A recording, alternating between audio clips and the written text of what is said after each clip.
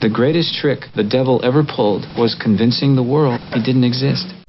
The Columbia Broadcasting System and its affiliated stations present Orson Welles and the Mercury Theater on the air in The War of the Worlds by H.G. Wells.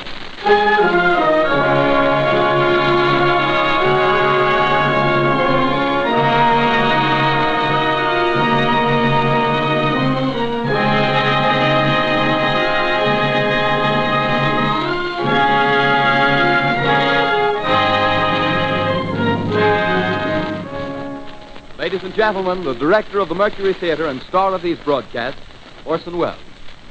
We know now that in the early years of the 20th century, this world was being watched closely by intelligences greater than man's, and yet as mortal as his own.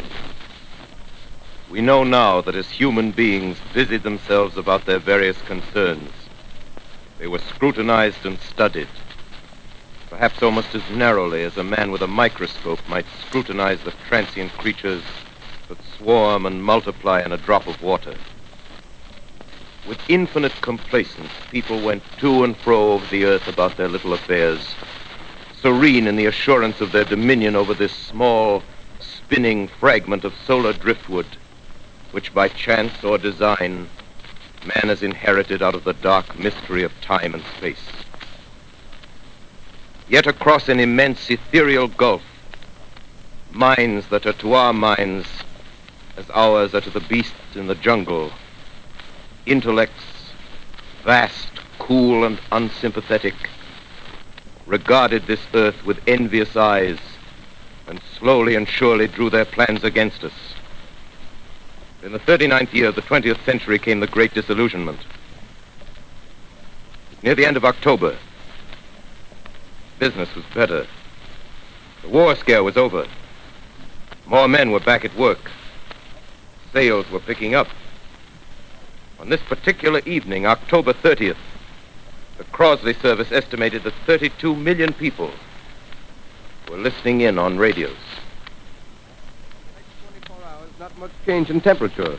A slight atmospheric disturbance of undetermined origin is reported over Nova Scotia, causing a low-pressure area to move down rather rapidly over the northeastern states, bringing a forecast of rain accompanied by winds of light gale force.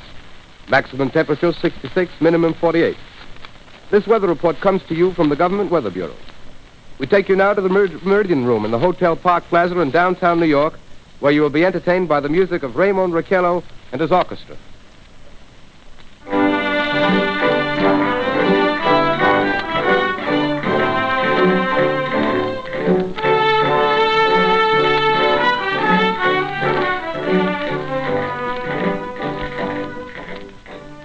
Good evening, ladies and gentlemen. From the Meridian Room in the Park Plaza Hotel in New York City, we bring you the music of Raymond Raquello and his orchestra. With a touch of the Spanish, Raymond Raquello leads off with La Comparsita.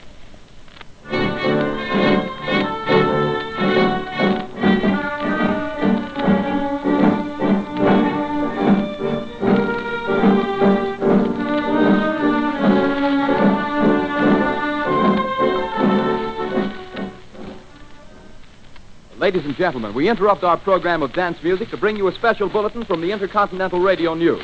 At 20 minutes before 8 Central Time, Professor Farrell of the Mount Jennings Observatory, Chicago, Illinois, reports observing several explosions of incandescent gas occurring at regular intervals on the planet Mars. The spectroscope indicates the gas to be hydrogen and moving toward the Earth with enormous velocity. Professor Pearson of the observatory at Princeton confirms Farrell's observation and describes the phenomenon as, quote, like a jet of blue flame shot from a gun, unquote. We now return you to the music of Raymond Raquello, playing for you in the Meridian Room of the Park Plaza Hotel, situated in downtown New York.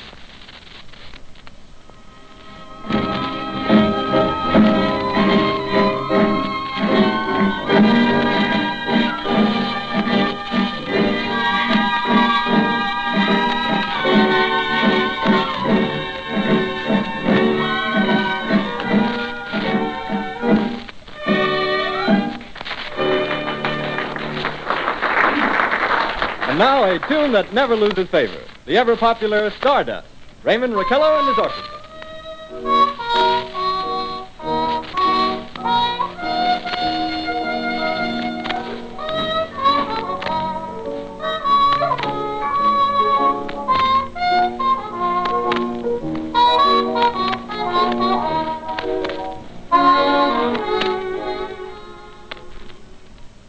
Ladies and gentlemen, following on the news given in our bulletin a moment ago, the Government Meteorological Bureau has requested the large observatories of the country to keep an astronomical watch on any further disturbances occurring on the planet Mars. Due to the unusual nature of this occurrence, we have arranged an interview with the noted astronomer, Professor Pearson, who will give us his views on this event. In a few moments, we will take you to the Princeton Observatory at Princeton, New Jersey. We return you until then to the music of Ramon Raquello and his orchestra.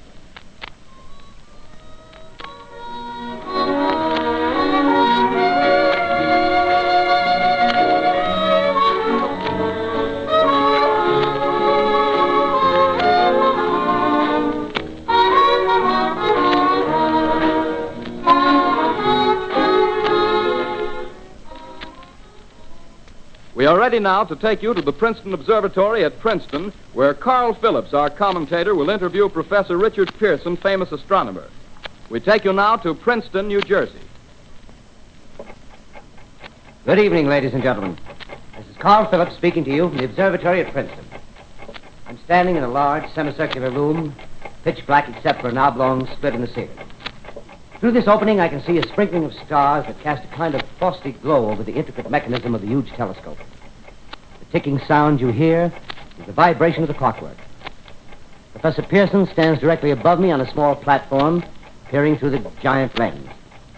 I'll ask you to be patient, ladies and gentlemen, during any delay that may arise during our interview. Besides the ceaseless watch of the heavens, Professor Pearson may be interrupted by telephone or other communication. During this period, he is in constant touch with the astronomical centers of the world. Professor, may I begin our questions? Any time, Mr. Phillips. Professor, would you please tell our radio audience exactly what you see as you observe the planet Mars through your telescope? Nothing unusual at the moment, Mr. Phillips. A red disk swimming in the blue sea. Transverse stripes across the disk. Quite distinct now because Mars happens to be at the point nearest the Earth, in opposition, as we call it. In your opinion, what do these transverse stripes signify, Professor Pearson? Not canals, I can assure you, Mr. Phillips. Although that's the popular conjecture of those who imagine Mars to be inhabited. From a scientific viewpoint, the stripes are merely the result of atmospheric conditions peculiar to the planet. Then you're quite convinced, as a scientist, that living intelligence as we know it does not exist on Mars? I should say the chances against it are 1,000 to 1. And yet, how do you account for these gas eruptions occurring on the surface of the planet at regular intervals? Phillips, I cannot account for it. By the way, Professor, for the benefit of our listeners, how far is Mars from the Earth? Approximately 40 million miles. Well, that seems a safe enough distance. Just a moment, ladies and gentlemen. Someone has just handed Professor Pearson a message. While he reads it, let me remind you that we are speaking to you from the observatory in Princeton, New Jersey, where we are interviewing the world-famous astronomer, Professor Pearson. One moment, please. Professor Pearson has passed me a message which he has just received. Professor, may I read the message to the listening audience? Certainly, Mr. Phillips. Ladies and gentlemen, I shall read you a wire addressed to Professor Pearson from Dr. Gray of the Natural History Museum, New York. Quote, 9:15 p.m. Eastern Standard Time. Seismograph registered shock of almost earthquake intensity occurring within a radius of 20 miles of Princeton. Please investigate.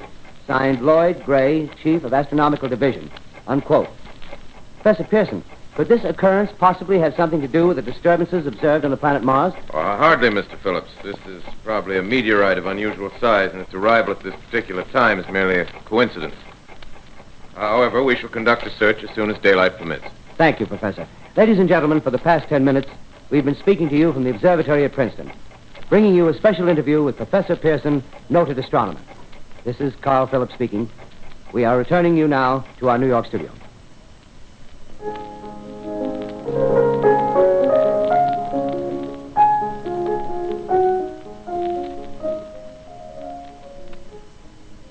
Ladies and gentlemen, here is the latest bulletin from the Intercontinental Radio News. Toronto, Canada.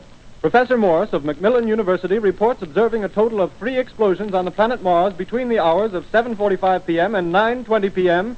Eastern Standard Time. This confirms earlier reports received from American observatories. Now, nearer home, comes a special bulletin from Trenton, New Jersey. It is reported that at 8:50 p.m., a huge flaming object, believed to be a meteorite, fell on a farm in the neighborhood of Grover's Mill, New Jersey, 22 miles from Trenton. The flash in the sky was visible within a radius of several hundred miles, and the noise of the impact was heard as far north as Elizabeth. we have dispatched a special mobile unit to the scene, and we'll have our commentator, Carl Phillips, give you a word picture of the scene as soon as he can reach there from Princeton. In the meantime, we take you to the Hotel Martinet in Brooklyn, where Bobby Millette and his orchestra are offering a program of dance music.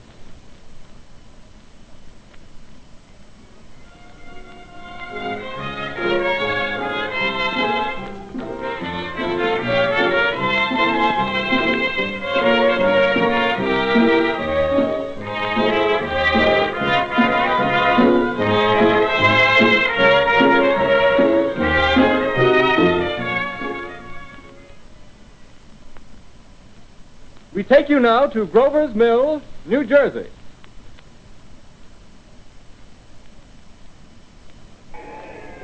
Ladies and gentlemen, this is Carl Phillips again, out at the Wilmot Farm, Grover's Mill, New Jersey. Professor Pearson and myself made the 11 miles from Princeton in 10 minutes. Well, I hardly know where to begin. To paint for you a word picture of the strange scene before my eyes, like something out of a modern Arabian Nights. Well, I just got here. I haven't had a chance to look around yet. I guess that's it. Yes, I guess that's the thing directly in front of me, half buried in a vast pit. Must have struck with terrific force. The ground is covered with splinters of a tree. It must have struck on its way down. But I can see of the object itself doesn't look very much like a meteor. At least not the meteors I've seen. It looks more like a huge cylinder.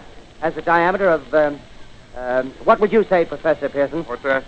What would you say, what's the diameter of this? About 30 yards. About 30 yards. The metal on the sheath is, well, I've never seen anything like it. The color is sort of yellowish white. There's curious spectators now are pressing close to the object in spite of the efforts of the police to keep them back, getting in front of my line of vision. Would you mind standing one side, please, while the police are pushing the crowd back? Here's Mr. Wilmot, owner of the farm here. He may have some interesting facts to add. Mr. Wilmot, would you please tell the radio audience as much as you remember of this rather unusual visitor that dropped in your backyard? Step closer, please. Ladies and gentlemen, this is Mr. Wilmot. Well, I was listening to the radio. Closer and louder, please. Pardon me? Louder, please, closer. Yes. I was listening to the radio and kind of drowsing. That professor fellow was talking about Mars, so I was half dozing and half... Yes, Mr. Wilmot, and then what happened? Well, as I was saying, I was listening to the radio, kind of halfway. Yes, Mr. Wilmot, and then you saw something. Well, not first off. I heard something. And what did you hear? A hissing sound like this. Kind of like a 4th of July rocket. Yes, then what? I turned my head out the window and would have sworn I was asleep and dreaming. Yes? I seen a kind of greenish streak and then zingo. Something smacked the ground, knocked me clear out of my chair. Well, were you frightened, Mr. Wilmot? Well, I ain't quite sure. I reckon I was kind of riled. Well, thank you, Mr. Wilmot. Thank you very much. Yeah, you want me to No, tell that's some quite more? all right. That's plenty. Ladies and gentlemen, you've just heard Mr. Wilmot, owner of the farm where this thing has fallen. I wish I could convey the atmosphere, the background of this fantastic scene. Hundreds of cars are parked in a field in back of us, and the police are trying to rope off the roadway leading into the farm, but it's no use. They're breaking right through. Cars' headlights throw an enormous spotlight on the pit where the object's half buried. Now, some of the more daring souls now are venturing near the edge. Their silhouettes stand out against the metal sheen. One man wants to touch the thing. He's having an argument with the policeman. Now, the policeman wins. Now, ladies and gentlemen, there's something I haven't mentioned in all this excitement, but it's becoming more distinct. Perhaps you've caught it already on your radio. Listen, please. Do you hear it? It's a curious humming sound that seems to come from inside the object. I'll move the microphone nearer. Here. Now, we're not more than 25 feet away. Can you hear it now? Professor Pearson. Yes, Mr. Grover. Can you tell us the meaning of that scraping noise inside the thing? Possibly the unequal cooling of its surface. I say, do you still think it's a meteor, Professor? I don't know what to think. The metal casing is definitely extraterrestrial. Not found on this Earth. Friction with the Earth's atmosphere usually tears holes in a meteorite. This thing is smooth, and you can see its cylindrical Just a minute. shape. Something's happening. Ladies and gentlemen, this is terrific. This end of the thing is beginning to flake off. The top is beginning to rotate like a screw, and the thing must be hollow. He's moving. Keep back there. Keep back there. Keep those men back. Keep back there. Keep those idiots back. Well, Take ladies, off. The top floor. Look out there! Stand back! Ladies and gentlemen, this is the most terrifying thing I've ever witnessed. Wait a minute. Someone's crawling out or something. I can see peering out of that black hole two luminous discs. The eyes, it might be a face, might be almost Good heavens, something wriggling out of the shadow like a gray snake. Now it's another one and another one and another one. They look like tentacles to me. Oh, yeah, I can see the thing's body now. It's large as a bear. It glistens like wet leather, but that face, ladies and gentlemen, it's indescribable. I can hardly force myself to keep looking at it. It's so awful. The eyes are black and they gleam like a serpent. The mouth is kind of V-shaped with saliva dripping from its rimless lips that seem to quiver and pulsate. And the monster, or whatever it is, can hardly move. It seems weighed down by possibly gravity or something. The thing's rising up now, and the crowd falls back. They've seen plenty. The most extraordinary experience, ladies and gentlemen. I can't find words. Well, I'll pull this microphone with me as I talk. I'll have to stop the description until I can take a new position. Hold on, will you please? I'll be right back in a minute.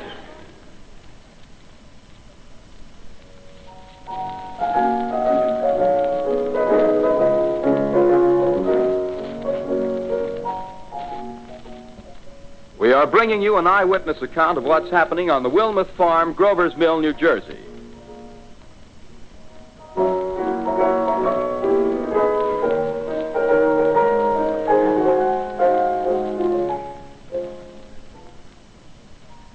We now return you to Carl Phillips at Grover's Mill. Ladies and gentlemen, am I on? Ladies and gentlemen, here I am, back of a stone wall that adjoins Mr. Wilmuth's garden. From here, I get a sweep of the whole scene. I'll give you every detail as long as I can talk and as long as I can see. More state police have arrived. They're drawing up a cordon in front of the pit. About 30 of them. No need to push the crowd back now. They're willing to keep their distance. The captain's conferring with someone. Can't quite see who. Ah, yes, I believe it's Professor Pearson. Yes, it is. Now they've parted, and the professor moves around one side, studying the object while the captain and two policemen advance with something in their hands. I can see it now. It's a white handkerchief tied to a pole. Flag of truce. If those creatures know what that means, what anything means. Wait a minute, something's happening. Humped shape is rising out of the pit. I can make out a small beam of light against a mirror. What's that? There's a jet of flame springing from the mirror, and it leaps right at the advancing men. It strikes them head on. Oh, Lord, they're turning into flames. Now the whole field's caught up by the woods, the barns, the gas tanks of the automobiles, spreading everywhere. It's coming this way now. It's about 20 yards to my right.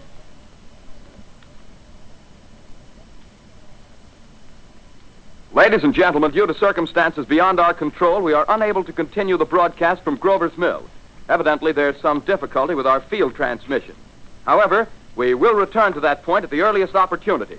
In the meantime, we have a late bulletin from San Diego, California. Professor Indelkoffer, speaking at a dinner of the California Astronomical Society, expressed the opinion that the explosions on Mars are undoubtedly nothing more than severe volcanic disturbances on the surface of the planet. We continue now with our piano interlude.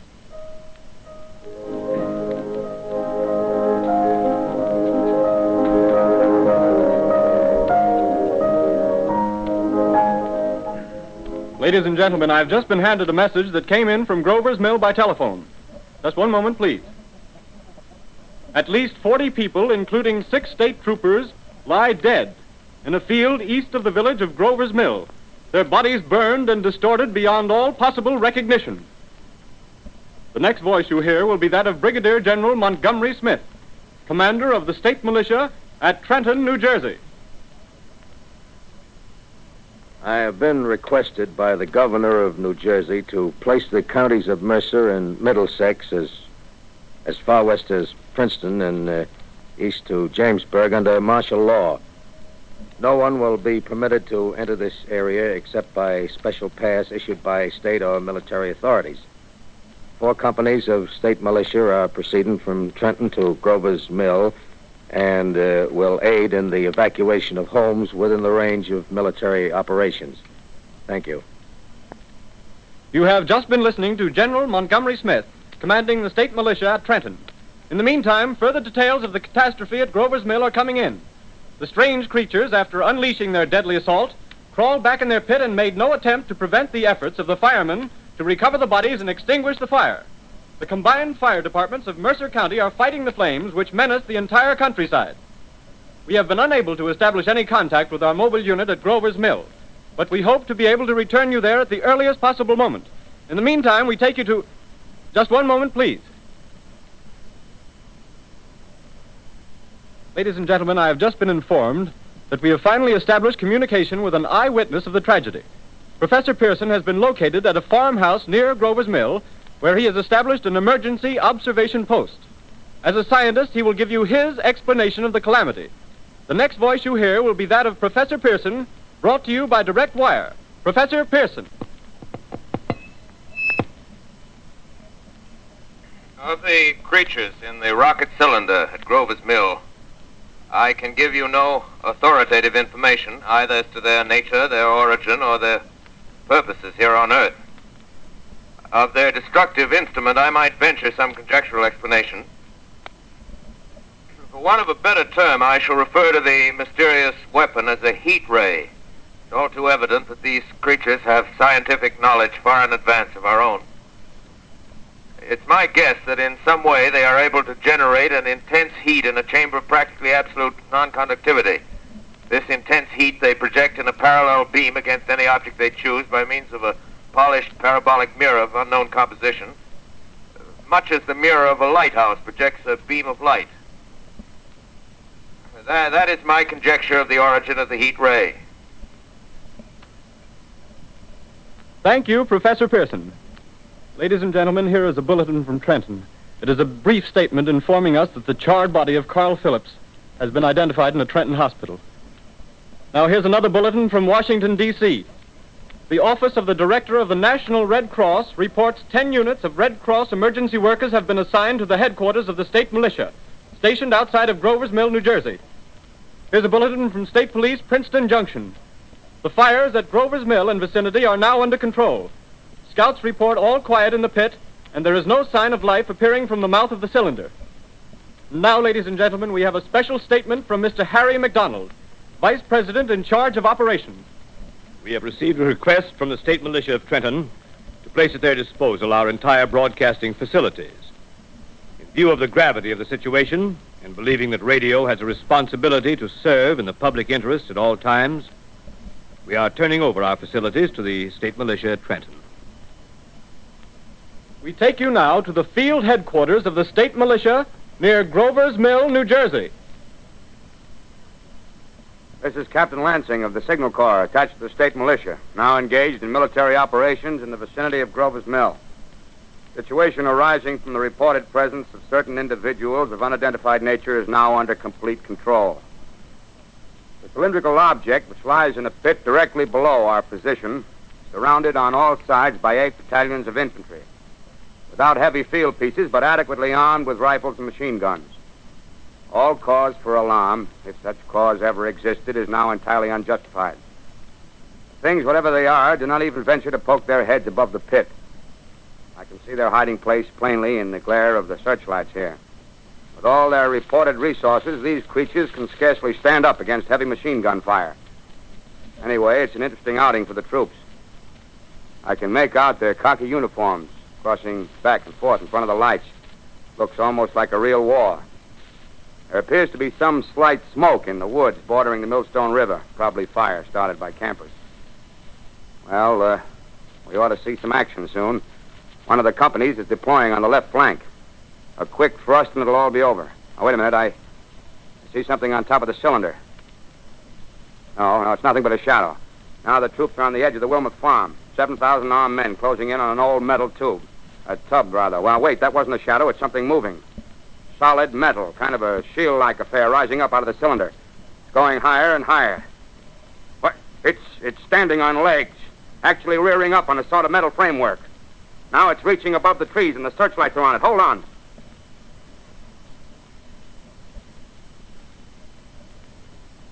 Ladies and gentlemen, I have a grave announcement to make.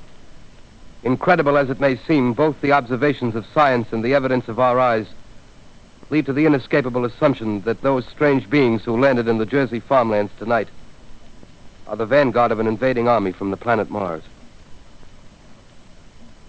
The battle which took place tonight at Grover Mills has ended in one of the most startling defeats ever suffered by an army in modern times. 7,000 men armed with rifles and machine guns pitted against a single fighting machine of the invaders from Mars. 120 known survivors. The rest strewn over the battle area from Grover's Mill to Plainsboro, crushed and trampled to death under the metal feet of the monster, or burned to cinders by its heat ray. The monster is now in control of the middle section of New Jersey and has effectively cut the state through its center. Communication lines are down from Pennsylvania to the Atlantic Ocean. Railroad tracks are torn and service from New York to Philadelphia discontinued, except routing some of the trains through Allerton and Phoenixville. Highways to the north, south, and west are clogged with frantic human traffic. Police and army reserves are unable to control the mad flight. By morning, the fugitives will have swelled Philadelphia, Camden, and Trenton. It is estimated to twice their normal population. Martial law prevails throughout New Jersey and eastern Pennsylvania. At this time, we take you to Washington for a special broadcast on the national emergency. The Secretary of the Interior.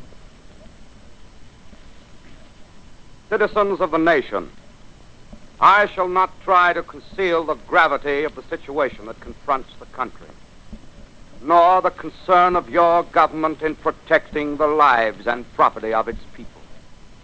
However, I wish to impress upon you, private citizens and public officials, all of you, the urgent need of calm and resourceful action.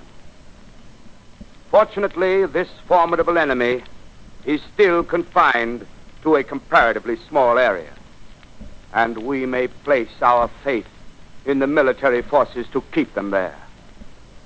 In the meantime, placing our faith in God, we must continue the performance of our duties, each and every one of us, so that we may confront this destructive adversary with a nation united, courageous, and consecrated to the preservation of human supremacy on this earth. I thank you. You have just heard the Secretary of the Interior speaking from Washington. Bulletins too numerous to read are piling up in the studio here. We're informed that the central portion of New Jersey is blacked out from radio communication due to the effect of the heat ray upon power lines and electrical equipment. Here's a special bulletin in New York. Cables have been received from English, French, and German scientific bodies offering assistance. Astronomers report continued gas outbursts at regular intervals on the planet Mars. The majority voiced the opinion that the enemy will be reinforced by additional rocket machines. There have been several attempts made to locate Professor Pearson of Princeton, who has observed Martians at close range. It is feared he was lost in the recent battle. Langham Field, Virginia. Scouting planes report 3 Martian machines visible above treetops, moving north toward Somerville with population fleeing ahead of them. The heat ray is not in use, although advancing at express train speed. Invaders pick their way carefully. They seem to be making a conscious effort to avoid destruction of cities and countryside. However, they stop to uproot power lines, bridges, and railroad tracks.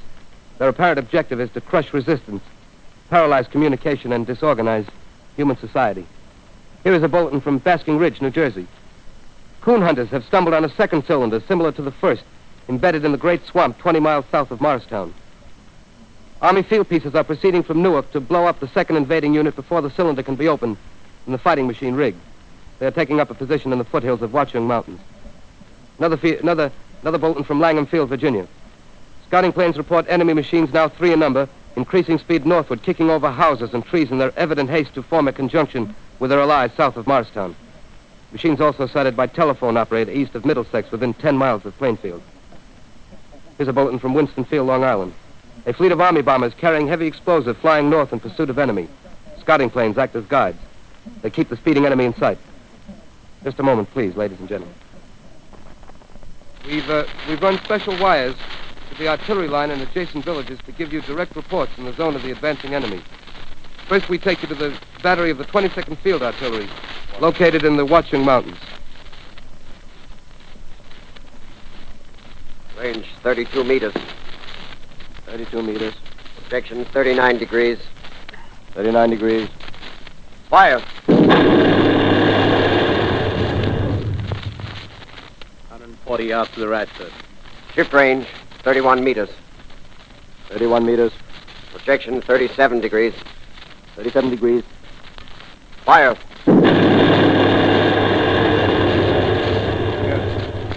Hit, sir. tripod of one of them. They've stopped. The others are trying to repair it. Quick, get the range. Shift 30 meters. 30 meters. Projection 27 degrees. 27 degrees. Fire.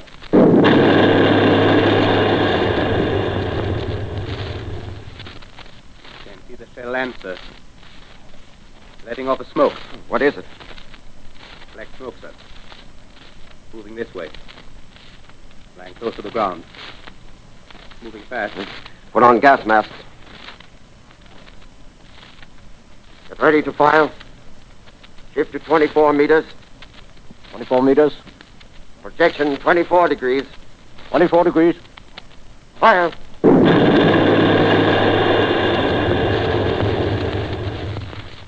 Still can't see, sir. Smoke's coming nearer. Get the range. 13 feet. Meters. 23 meters. 23 meters. Projection 22 degrees. 22 degrees.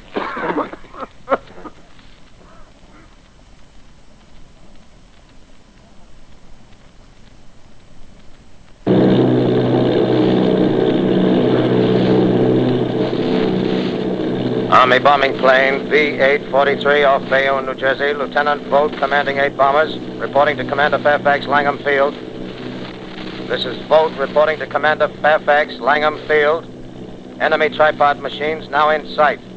Reinforced by 3 machines from the Morristown cylinder. 6 altogether. 1 machine partially crippled. Believed hit by shell from Army gun in Watchung Mountains. Guns now appear silent. A heavy black fog hanging close to the earth of extreme density, nature unknown. No sign of heat ray. Enemy now turns east, crossing Passaic River into the Jersey marshes. Another straddles the Pulaski Skyway. Evident objective is New York City. They're pushing down a high-tension power station. The machines are close together now, and we're ready to attack. Planes circling, ready to strike.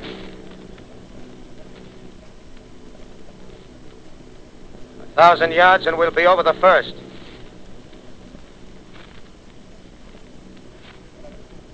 Eight 800 yards.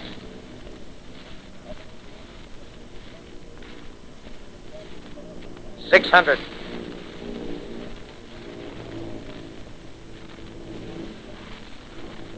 $400. $200. There they go. The giant arm raised. Green flash. They're spraying us with flame. 2,000 feet. Engines are giving out. No chance to release bombs. Only one thing left. Drop on them, plane and all. We're diving on the first one.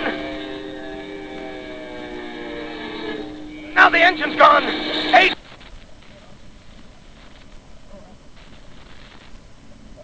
This is Bayonne, New Jersey, calling Langham Field. This is Bayonne, New Jersey, calling Langham Field. Come in, please. This is Langham Field. Go ahead. 8 Army bombers in engagement with enemy tripod machines over Jersey Flats. Engines incapacitated by heat ray. All crashed. 1 enemy machine destroyed.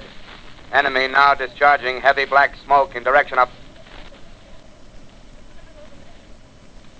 This is Newark, New Jersey. This is Newark, New Jersey. Warning. Poisonous black smoke pouring in from Jersey marshes. Reaches South Street. Gas masks useless. Urge population to move into open spaces. Automobiles use routes 7, 23, 24. Avoid congested areas. Smoke now spreading over Raymond Boulevard.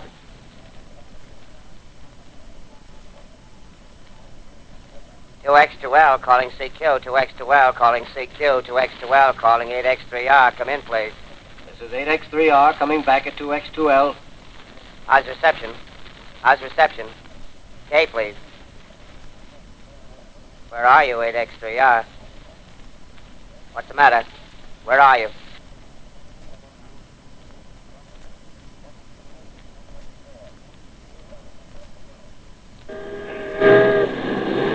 I'm speaking from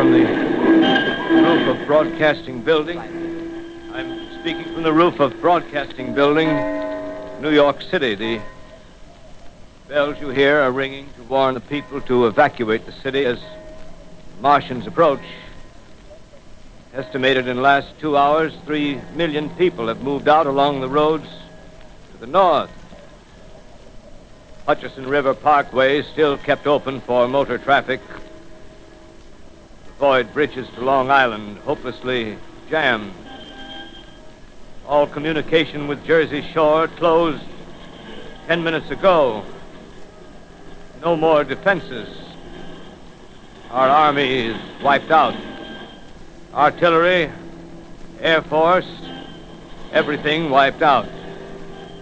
This may be the last broadcast.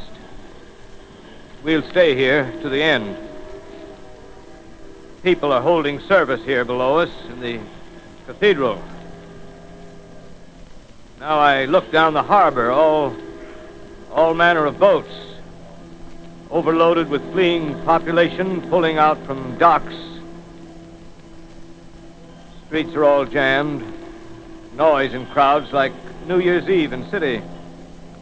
Wait a minute. The enemy's now in sight above the Palisades. Five great machines.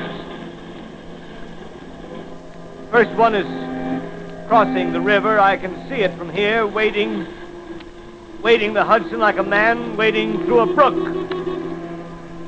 A bulletin is handed me. Martian cylinders are falling all over the country. One outside of Buffalo, one in Chicago, St. Louis. Seem to be timed and spaced. Now the first machine reaches the shore. He stands watching, looking over the city. Steel cowlish head is even with the skyscrapers.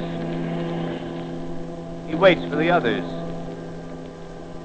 They rise like a line of new towers on the city's west side. Now they're lifting their metal hands.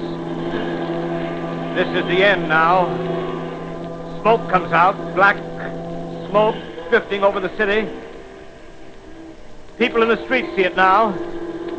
They're running toward the East River, thousands of them, dropping in like rats. Now the smoke's spreading faster. It's reached Times Square. People are trying to run away from it, but it's no use. They're falling like flies. Now the smoke's crossing 6th Avenue, 5th Avenue, 100 yards away. It's 50 feet.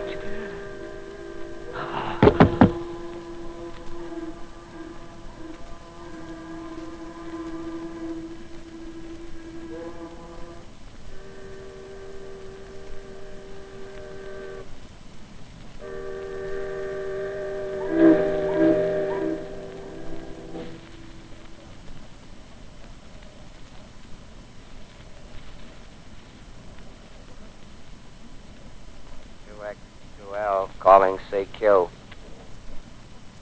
2X2L calling CQ. 2X2L calling CQ, New York. Isn't there anyone on the air? Isn't there anyone on the air? Isn't there anyone? 2X2L.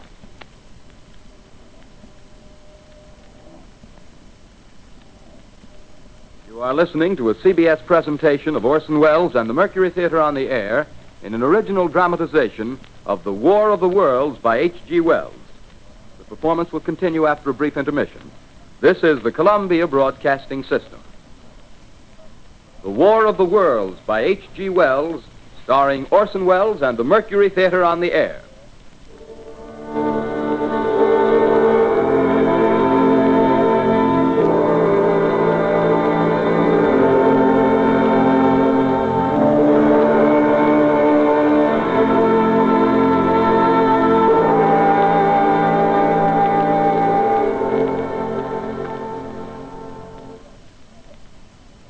I set down these notes on paper.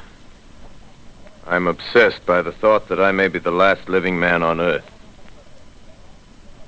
I've been hiding in this empty house near Grover's Mill, a small island of daylight cut off by the black smoke from the rest of the world. All that happened before the arrival of these monstrous creatures in the world now seems part of another life.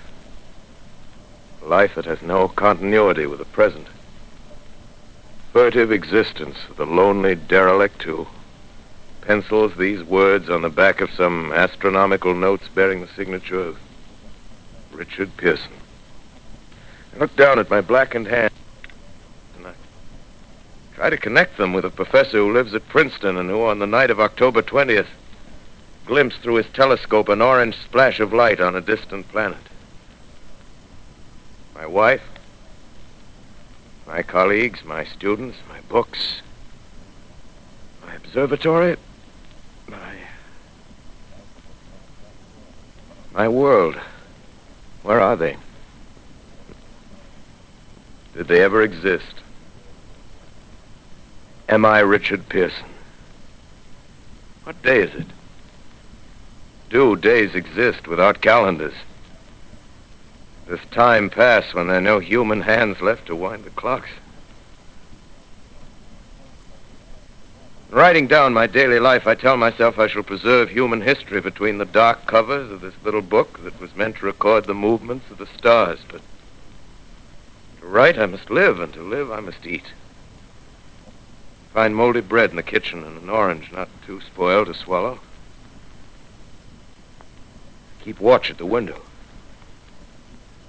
Time to time, I catch sight of a Martian above the black smoke. The smoke still holds the house in its black coil, but at length there's a hissing sound, and suddenly I see a Martian mounted on his machine, spraying the air with a jet of steam as if to dissipate the smoke. I watch in a corner as his huge metal legs nearly brush against the house. Exhausted by terror, I fall asleep. Morning. Sun streams in the window. Black cloud of gas is lifted, and the scorched meadows to the north look as though a black snowstorm had passed over them. I venture from the house. I make my way to a road, no traffic. Here and there a wrecked car, baggage overturned, a blackened skeleton. Push on north. For some reason I feel safer trailing these monsters than running away from them. And I keep a careful watch. I've seen the Martians feed. Should one of their machines appear over the top of trees, I'm ready to fling myself flat on the earth. I come to a chestnut tree. October. Chestnuts are ripe. Fill my pockets. I must keep alive. 2 days I wander in a vague northerly direction through a desolate world. Finally, I notice a living creature. A small red squirrel in a beech tree. I stare at him and wonder. He stares back at me. I believe at that moment the animal and I shared the same emotion. The joy of finding another living being. Push on north. I find dead cows in a brackish field, and beyond the charred ruins of a dairy, the silo remains standing guard over the wasteland like a lighthouse. Deserted by the sea. Astride the silo perches a weathercock. The arrow points north. North. Next day, I come to a city. City vaguely familiar in its contours, yet its buildings strangely dwarfed and leveled off as if a giant had sliced off its highest towers with a capricious sweep of his hand. Reached the outskirts. I found Newark. Newark, undemolished but humbled by some whim of the advancing Martians. Presently, with an odd feeling of being watched, I caught sight of something crouching in a doorway. I made a step towards it. It rose up and became a man. A man armed with a large knife. Stop! Where do you come from? I come from many places. A long time ago from Princeton. Princeton, huh? That's near Grover's Mill. Yes. Grover's Mill. There's no food here. This is my country. All this end of town down the river. There's only food for one. Which way are you going? I don't know. I guess I'm looking for people. Hey, what was that? Did you hear something just then? No. Only a bird. A live bird. Yeah. You get to know that birds have shadows these days. Say, we're in the open here. Let's crawl in this doorway here and talk. Have you seen any Martians? No. They're going over to New York. Night, the sky's alive with their lights, just as if people were still living in it. By daylight, you can't see them. 5 days ago, a couple of them carried something big across the flats from the airport. I think they're learning how to fly.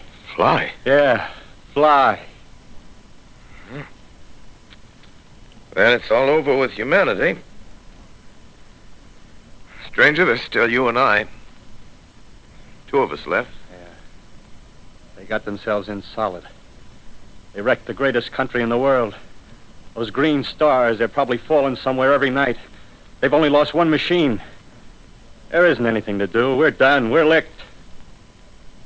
Where were you? You're in a uniform. Yeah, what's left of it. I was in the militia. National Guard. That's good. There wasn't any war. Any more than there's war between men and ants. Yes, but we're eatable ants.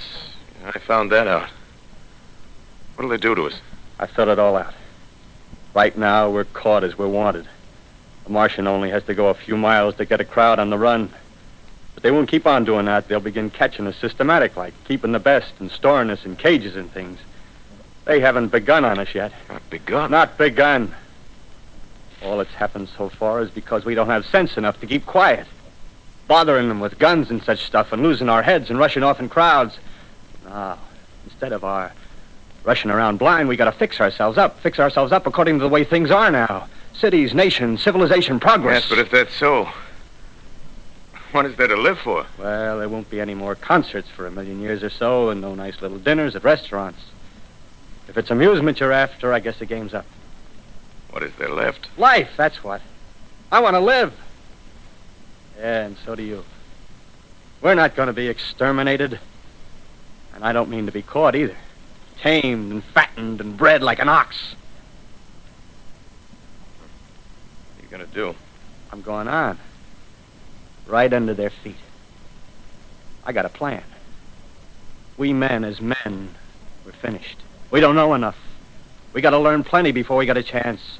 We've got to live and keep free while we learn, see? I've thought it all out, see? Well, tell me the rest. Well, it isn't all of us that are made for wild beasts. That's what it got to. That's what it got to be. That's why I watched you. Watched you. All those little office workers that used to live in these houses. They be no good. They haven't any stuff in them. They used to run off to work. I've seen hundreds of them running to catch their commuter's train in the morning, afraid they'd get canned if they didn't. Running back at night, afraid they wouldn't be in time for dinner. Lives insured and a little invested in case of accidents. Yeah, and on Sundays, worried about the hereafter. Well, the Martians, they'll be a godsend for those guys. Nice, roomy cages, good food, careful breeding, no worries. Yeah, after a week or so of chasing around the fields on empty stomachs, they'll come and be glad to be caught. You've thought it all out, haven't you? Sure, you bet I have. That isn't all. These Martians are going to make pets of some of them. Train them to do tricks. Who knows, get sentimental over the pet boy who grew up and had to be killed. Yeah, and some maybe, they'll train to hunt us. Oh, no, it's impossible. Human Yes, beings. they will. There's men who do it gladly. One of them ever comes after me, by... In the meantime, you and I and others like us, where are we to live when the Martians own the Earth?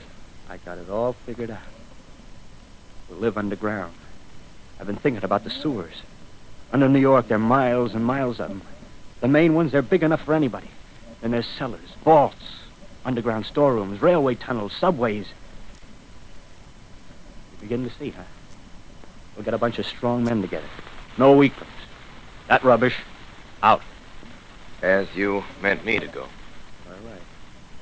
Give you a chance, didn't I? Won't quarrel about that. Go on.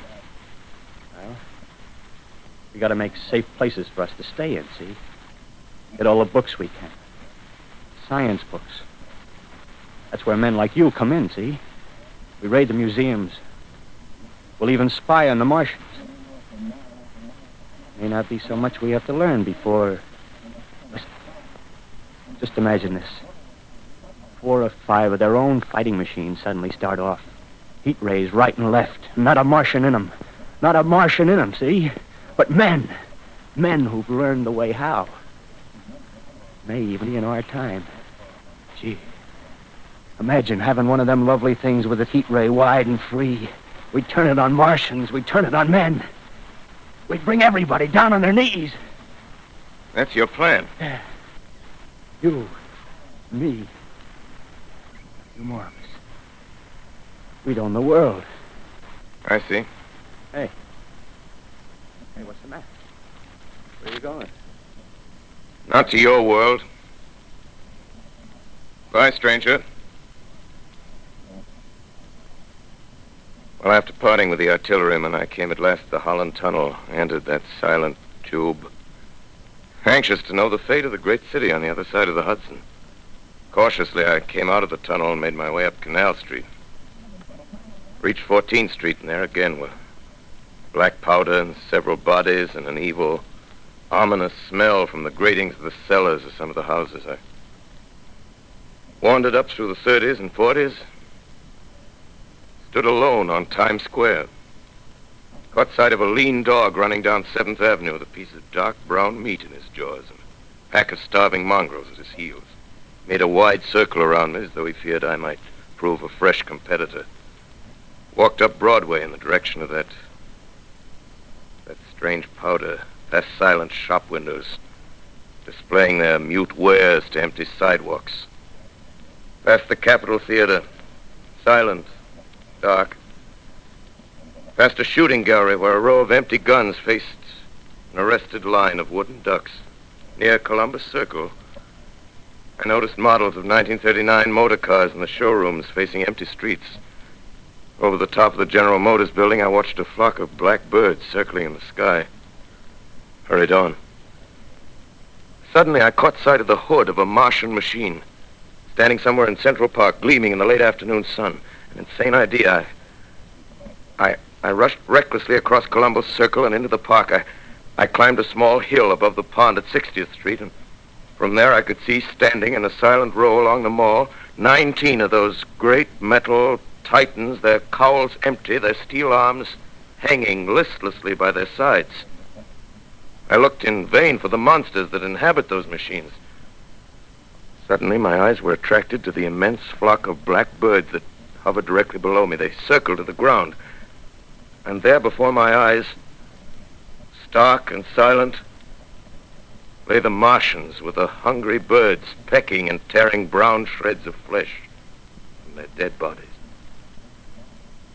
Later, when their bodies were examined in laboratories, it was found that they were killed by the putrefactive and disease bacteria against which their systems were unprepared. Slain, after all, man's defenses had failed by the humblest thing that God, His wisdom, has put upon this earth. Before the cylinder fell, there was a general persuasion that through all the deep of space, no life existed beyond the petty surface of our minute sphere. Now we see further. Dim and wonderful is the vision I've conjured up in my mind of life spreading slowly from this little seedbed of the solar system throughout the inanimate vastnesses of sidereal space. But a remote dream, maybe that the destruction of the Martians is only a reprieve to them and not to us. The future ordained, perhaps. Strange it now seems to sit in my peaceful study, Princeton, writing down this last chapter of the record, begun at a deserted farm in Grover's Mill. Strange to watch children playing in the streets. Strange to see young people strolling on the green where the new spring grass heals the last black scars of a bruised earth. Strange to watch the sightseers enter the museum where the dissembled parts of a Martian machine are kept on public view. Strange when I recall the time when I first saw it. Bright and clean-cut, hard and silent under the dawn of that last great day.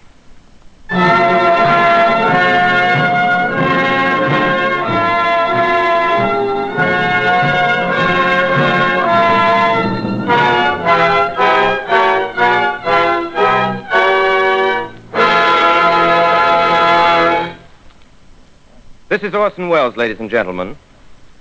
Out of character, to assure you that the War of the Worlds has no further significance than as the holiday offering it was intended to be. The Mercury Theater's own radio version of dressing up in a sheet and jumping out of a bush and saying boo. Starting now, we couldn't soap all your windows and steal all your garden gates by tomorrow night, so we did the best next thing. We annihilated the world before your very ears and utterly destroyed the CBS. You will be relieved, I hope, to learn that we didn't mean it, and that both institutions are still open for business.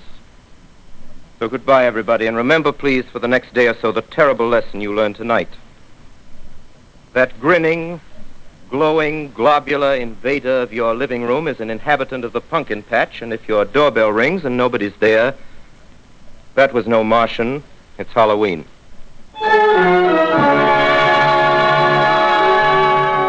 Tonight, the Columbia Broadcasting System and its affiliated stations coast to coast has brought you The War of the World by H.G. Wells, the 17th in its weekly series of dramatic broadcasts featuring Orson Welles and the Mercury Theater on the air. Next week, we present a dramatization of 3 famous short stories. This is the Columbia Broadcasting System.